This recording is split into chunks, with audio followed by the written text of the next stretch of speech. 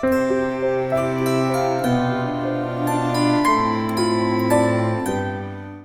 நலமாக இருக்கணும், உள்ளம் மகிழ்ச்சியாக இருக்கணும். நிறைய 1970 சிக்மண்ட் ஃப்ராய்டு முன்னாடியே சொல்லியிருந்தா கூட 1970 தான் நவீன உலகம் வந்து நியூரோ சைக்கியாட்ரியை தாண்டி யோசிச்சது வந்து 1970 அப்புறம் தான்.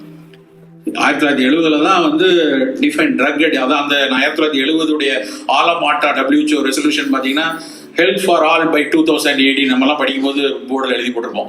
அது நடக்கவே இல்லை, அது வேற விஷயம். ஹெல்த் ஃபார் ஆல் பை 2018 அப்போ தான் ஃபர்ஸ்ட் டிஃபைன் பண்ணா உன்னுடைய உடல் நலங்கிறது ஃபிசிக்கல் வெல்னஸ் மட்டும் இல்லை, மென்டல் வெல்னஸும் நல்லா இருக்கணும்.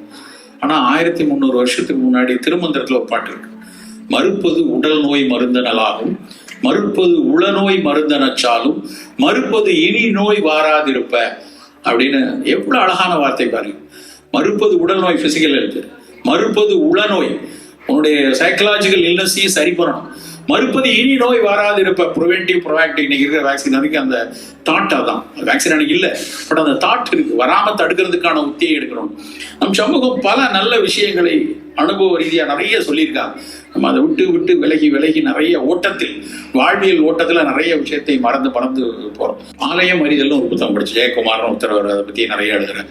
ஒரு கோயில் எப்படி நிர்மாணிக்கப்படணும், அதனுடைய மண்டபம் எப்படி, உப மண்டபம் எப்படி, அதனுடைய கோபுரம் எப்படி, இறைவனை தாண்டி பல விஷயங்கள் அதுல மிகச்சிறப்பான விஷயங்கள் புதிந்திருக்கு. நம்ம வந்து போறோம், கோயிலில் போய் குலதெய்வ கோயில் கும்பிட்றோம், சாமி கும்பிட்றோம், இப்போ எனக்கு வேணும்ப்பா என் டாலர் நான் போட்டிருக்க 8% வந்து மியூச்சுவல் ஃபண்டில் 16% ஆயிரணும் அப்படின்னு மட்டும் கேட்டுட்டு வந்து அதுக்காக மட்டும் கோயில் போகக்கூடாது. கோயிலில் கற்றுக்கொள்ள வேண்டிய விஷயங்கள் ஏகப்பட்டது இருக்கு. இப்படியான விஷயத்தை பார்க்கும்போது மகிழ்ச்சியா இருக்கு. பக்கத்துல ஒரு இப்படித்தான் நம் சமூகம் இருந்தது. அந்த காலத்து கோயில்கள் எல்லாமே வந்து வெறும் இறை வழிபாட்டுக்கான இடமா இல்லை, அதை தாண்டி பல நல்ல விஷயங்கள் அதை சுத்தி நடந்துட்டு இருந்தது. மன்னர்கள் போற்றியது அதுக்காக தான். நீங்களும் போறீங்கன்னா ஒரு கோயிலுக்குள்ள, நீ திருநெல்வேலியில நெல்லையப்பர் கோயில வெறுமன இங்க நெல்லை காய வச்சாங்க, மழை பெஞ்சது, அது வரல அப்படின்னு ஒரு கதை மட்டும் கேட்டு வர்றதுல பிரயோஜனம் இல்லை. அந்த கோயிலுக்குன்னு தனித்துவமான பல சிற்பங்கள் இருக்கு. மன்மதன் ரதி 2 பேருடைய சிலை நெல்லையப்பர் கோயில் எத்தனை பேர் பார்த்திருக்கீங்கன்னு தெரியல. அங்க விட்டீங்கன்னா சேலம் தாரேஸ்வரத்துல இருக்கு. அப்படி ஒரு சிற்பத்தை நீங்க கனவுலையும் பார்க்க முடியாது. இனிமேலாம் அப்படிலாம் செதுக்க முடியுமா நினைச்சே பார்க்க முடியாது. நெல்லையப்பர் கோயில் ஒவ்வொரு தடவை போகும்போது நான் சிவபெருமான பார்க்க அதை போய் பார்த்து நிற்பேன். எனக்கு அப்படியே பார்த்தா எப்படி வரைஞ்சிருக்கான், எப்படி செதுக்கியிருக்கான்.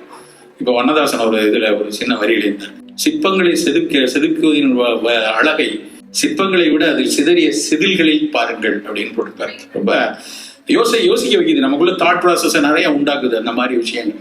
ஸோ உள்ளத்தை மகிழ்விக்கக்கூடிய இப்படியான எழுத்துக்களையும் கலையையும் ரசிக்கக்கூடிய மனம் இருக்கும்.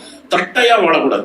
நான் படித்தேன், நான் மார்க் வாங்கினேன், அப்புறம் இன்ஜினியரிங் படித்தேன், வேலைக்கு போனேன், இதான அப்புறம் வந்து இவ்வளோ பணம் வச்சிருக்கேன், போய் அந்த பக்கம் ஏதாவது லேண்ட் ஏதாவது ஃப்ரீயாக கிடைக்காச்சு, கொஞ்சம் சீப்பாக கிடைக்காது சார், பல பேர் வாங்கி போகிறேன். பணம் மட்டும் நம்மளோட வாழ்வு இல்லை. பணம் வேணும், பணம் இருந்தால் தான் நம்ம மற்ற விஷயங்களை வந்து நகர்த்த முடியும். ஆனால் அது மட்டும் வாழ்வு இல்லை. தட்டையா வெர்டிகலா யோசிக்காம ஹரிசாண்டலா நம்ம லைஃப் யோசிக்கணும். அதுக்கு நல்ல புத்தகங்கள் படிக்கணும், நிறைய உரைகள் கேட்கணும், நிறைய பாடல் கேட்கணும், நல்ல திரை படங்களை பாருங்க, நல்ல படம். நம்ம ஊர் எப்ப பார்த்தாலும் இருட்டுல அடித்தடி விட்டு குத்துன்னு படம் எடுத்து அதில் ஒரு ஊத்திக்கிட்டா அதை பத்தி சொல்ல வேணாம், விடுங்க. அதை மட்டுமே பார்த்துட்டு தெரியக்கூடாது. அது மட்டும் படம் மிக அழகா நான் விமானத்தில் வரும்போது ரசிக்கக்கூடிய மிக முக்கியமான விஷயம் திரைப்படம் தான். 3 சினிமா பார்த்துறேன் ஒரு ஃபிளைட்ல வரும்போது. அது செலக்ட் பண்ணி ஜாப்பனீஸ் படம், ஈரானியன் மூவின்னு எடுத்து பார்த்தா நான் சில படங்கள்லாம் என்ன உழிக்கிறோம். இறங்கும் போது எனக்கு அந்த சினிமா படமாவே ஞாபகம் இருக்கும். இப்படிதான் எடுக்கிறாங்களே நம்ம ஊர்ல, ஏன்டா இப்படி இருக்க மாட்டேங்கிறீங்க அப்படின்னு தோணும். பர்ஃபெக்ட் டேஸ்னு ஒரு படம் பார்த்தேன்.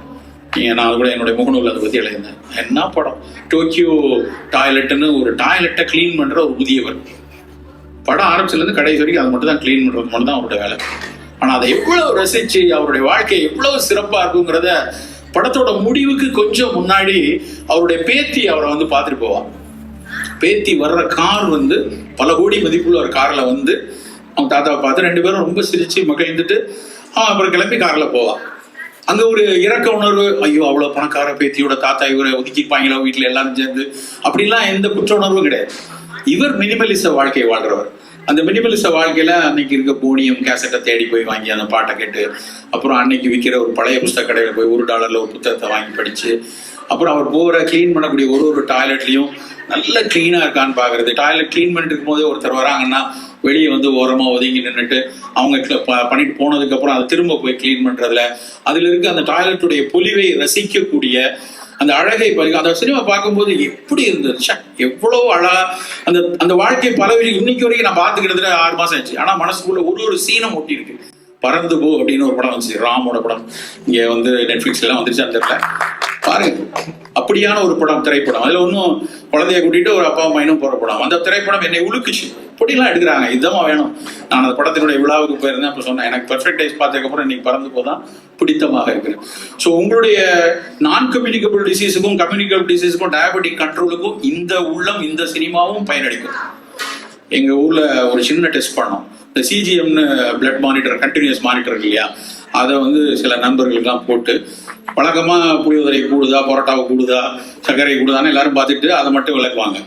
ஒரு 2 பேர் வந்து சினிமா பார்த்தா கூடுதா, என்ன படம் பார்த்தா கூடுது, பாட்டு கேட்டா கூடுதா, ஒய்ஃபோட சண்டை போடும்போது கூடுதா, இல்ல சமாதானமா இருக்கும்போது கூடுதா, காதலில் கூடுகிறதா, இப்படி எல்லாம் வந்து டெஸ்ட் பண்ணி பார்த்தா நண்பர்களை நம்ப மாட்டீங்க, மெட்ஃபார்மினோட அது நல்ல வேலை செய்யும். மன மகிழ்ச்சி அவ்வளவு. ஏன்னா உள்ள பிரவாகைன்னு இருக்கு இல்லையா, உள்ளம் தொட்டு சிரிக்கிறது. சும்மா பார்த்து ஒரு போலியாக சிரிப்பு இல்லை. நம்ம ஸ்கூல்ல வந்து இந்த தண்டவாளத்தை அறுத்து போட்டிருப்பாங்க, அதுல மணி அடிப்பாங்க, டக்கு டக்கு டக்கு அடிச்சோடனே பிச்சுக்கிட்டு போவோம் தெரியுமா, அவன் மகிழ்ந்தா விட்டாண்டா அப்படின்னு சொல்லிட்டு ஓடுவோம் இல்லையா. அந்த மகிழ்ச்சியை வந்து அன்றாடம் அனுதினம் ஒரு நாளைக்கு ஒரு தடவையாவது நம்ம எடுக்கணும். அதுக்கு வாய் விட்டு சிரிக்கிறதும் மகிழ்ந்து இருக்கிறதும் யோகா மாதிரியான விஷயங்கள் இருக்கிறது ஒரு பக்கம். அது மனதை ஒருநிலைப்படுத்துவதற்கு, பிறழாமல் தடுக்க அது உதவும். மூச்சு பயிற்சிகள் உடல்நலத்தை உருவாக்குறது. ஆனால் மகிழ்ச்சி, சிரித்து மகிழக்கூடிய ஒரு உள்ள கிளர்ச்சியும் நமக்கு வேணும். ஸோ உடல் நலம் எவ்வளவு முக்கியமோ அதே அளவுக்கு உள்ள நலம் முக்கியம். நிறைய வந்து இன்னைக்கு சோசியல் மீடியா அடிக்ஷன் பேயா இருந்துட்டு இருக்கு. அப்படி இருக்கும்போது அவனுக்கு வந்து பக்கவாட்டில் நடக்கக்கூடிய, சமூகத்தில் நடக்கக்கூடிய ஒரு விஷயம் தெரியல, என்ன நடக்குன்னே தெரியல. ஊர்ல என்ன நடக்கு, நான் வந்து கொண்டிருக்கும் போது பதறிக்கைப்பா நேபாளில் எப்படி போயிட்டு இருக்கு தெரியுமா, அங்க எது நடக்குன்னா நேபாள் என்னாச்சு அப்படின்னு ஒருத்தர் கேட்கிறேன். ஏன் அப்படி இருக்கீங்க நீங்க, என்ன நீங்க சோசியல் மீடியா பார்க்கணும், நான் இப்போ அது பார்ப்பேங்க, ஆனா நேபாளில் பிரச்சனை இருக்கா அப்படிங்கிறாரு. ஆனா எனக்கு வந்து அவர் ஒரு ஏன் இப்படி கேட்கிறாருங்கிறது வேதனையா, அவருக்கு தெரியணுமே, இது தெரிஞ்சு என்ன போகுதுங்கிறது வேற விஷயம். பட் சில விஷயங்களாவது நம்ம ஊரில் நடக்கக்கூடிய விஷயம். கிளவுட் பஸ்டிங்கை பத்தி பேசிட்டு இருந்தேன். கிளவுட் பஸ்டிங்னா என்ன, ஒட்டுது மழை, திடீர்னு ஒரு வருஷத்துக்கு பெய்ய வேண்டிய மழை ஒரே நாள்ல பெஞ்சிருது, 100 mm மழை வந்து விழுது, நாங்க எங்க நகர முடியல. அப்போ இங்க ஆல்கோர் பேசிட்டு இருந்தாரு நிறைய கிளைமேட் சேஞ்ச் அதனுடைய விஷயங்களை. ஸோ அந்த கிளவுட் பஸ்டிங் நம்ம ஊர்ல நடக்குது, நமக்கு எவ்வளவு சிக்கல் வருது, இப்படியான சிந்தனைகள் இருக்கணும். ஸோ ஒரு தட்டையான உலகத்தில் மாட்டாதீங்க. பக்கவாட்டில் என்ன நடக்கிறது, என் வீட்டில் என்ன, என் பக்கத்தில் நடக்குது, அவருக்கு என்ன நடக்குது, இவருக்கு என்ன நடக்குது, அவருக்கு நம்மால் என்ன செய்ய முடியும் அப்படிங்கிற விஷயம் கூடி இப்படி ஒருமித்து இருக்கிறதே நம்ம மட்டும்தான். இந்த மாதிரி இருக்கக்கூடிய ஒரு ஒரு சின்ன விஷயத்தை மட்டும் சொல்லி முடிக்கிறேன். அதாவது மனிதன் மட்டும் எப்படி இவ்வளவு உயரமாகதாங்கிற ஒரு கேள்வி. இத்தனை உயிரினங்கள், வைரஸ்ல இருந்து ஆரம்பிச்சு இவ்வளவு உயிரினங்கள் இருக்கு. மனுஷன் மட்டும் நீங்க வந்து கோட் எழுதிட்டு குவாண்டம் எல்லாம் எழுதிட்டு இருக்காங்களே, எப்படி இவ்வளவு அறிவோட வந்தது அப்படிங்கிறதுக்கு ஒரு தியரி என்ன அப்படின்னா, எப்ப முன்னங்கால்கள் முன்னங்கையா மாறிச்சோம், இப்படி உட்கார்ந்ததும் கீழே முதுகு நிமிந்து கையானோடனே கையில பழத்தை பறிச்சு சாப்பிட்டோம், ஈட்டியை வந்து தேய்ச்சோம், அம்பூட்டோம், இப்படிலாம் நிறைய வேலை பண்ணனால கையா மாறுறதுனாலதான் மனித உணம் வளர்ந்ததுங்கிறது உலகம் முழுக்க ஏற்றுக்கொள்ளப்பட்ட தியரி. நிறைய பேர் அதை பத்தி பேசியிருக்காங்க. ஆனா ஒரு வித்தியாசமான ஒரு தியரி, மார்கரெட் மீட் அப்படின்னு ஒரு அம்மா, படிச்சு பாருங்க நீங்க. அவங்க ஒரு கல்ச்சுரல் ஆந்த்ரோபாலஜிஸ்ட், யூகேல இருக்கிறவங்க இருந்தவங்க. அந்த கல்ச்சுரல் ஆந்த்ரோபாலஜிஸ்ட் அந்த மார்கரெட் மீட் என்ன சொன்னாங்கன்னா, அட்டகாசமான ஒரு தியரி. அவங்க என்ன சொன்னாங்கன்னா, தொடையெலும்பு உடைந்து முறிந்ததுக்கு அப்புறம் உயிர் வாழ்ந்த இனமாக நாம் இருந்ததுனால தான் அவ்வளவு பெருசானோம் அப்படின்னு. பிளாட்டா பார்த்தா புரியல. தொடையெலும்பு முறிஞ்சதுக்கு அப்புறம் உயிர் வாழ்ந்து உயர்ந்த இனமாக இருந்ததுனால அப்படின்னா.